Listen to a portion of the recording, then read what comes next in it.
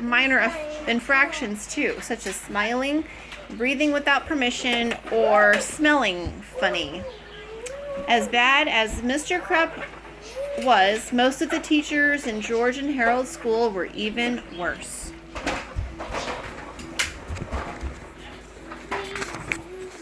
Fortunately for George and Harold, their evil educators were not very intelligent. They could be outsmarted easily, and they often were.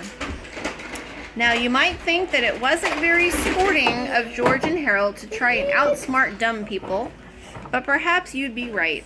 But George and Harold were just trying to make the best of a bad situation. Now, are you guys listening to the story? Yeah? But unfortunately for George and Harold, their bad situation was about to get much worse. Chapter 4. Purple Pottyville. Oh, I want to see the Purple Pottyville. My turn. All right, sit down. After several intense minutes of orange flashing lights, X-ray beams, and lightning-infused electric whirlwinds, the Purple Potty finally stopped shaking and sputtering and came to a sudden halt.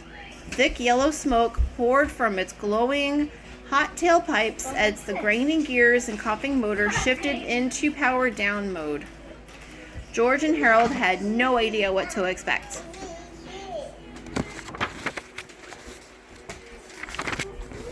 They were supposed to be perched high up in a prehistoric tree 65 million years ago in the Cretaceous period of the Mesozoic era.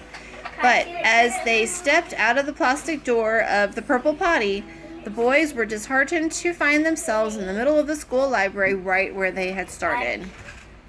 How come it shows pictures, not even all the words? Well, because it's a chapter book. What are we doing here? Asked Harold. I don't know, said George. Something must have gone wrong. Harold carefully tucked crackers back into his book bag, and the two boys looked around the brightly lit library. Careful. You gotta be careful. Well, hello, boys, said the school librarian. What happened? What? That's a big truck, I know. Yeah, that's a big fire truck. Oliver? Hey, excuse me, Oliver. Oliver, I'm trying to read you this book. Please sit down. This is Banned Books Week. Would you like to expand your minds today? No thanks, said George. Hey, said Harold, didn't you get fired on our last book? I don't think so, said the librarian. Said George. I'm not feeling very good about this. Duh, not feeling good? Asked Melvin Sneedley, who'd been struggling to comprehend the easy-to-read children's bestseller, Frankenfart versus the Bionic Barf Bunnies from Diarrhea Land. Maybe you should go see the school nurse. That's crazy, huh? Matthew, I need you to stop jumping. Can you please sit down? Can you please sit down? We're almost done with this chapter. Do we have a school nurse? Asked George. I thought we just had a box of Band-Aids and a rusty saw, said Harold. Duh, of course we have a school nurse, said Melvin. His office is right next to the 5-star gourmet cafeteria. George and Harold looked confused. Thanks, said George, but we'll be okay. All right, we'll continue tomorrow with chapter 5.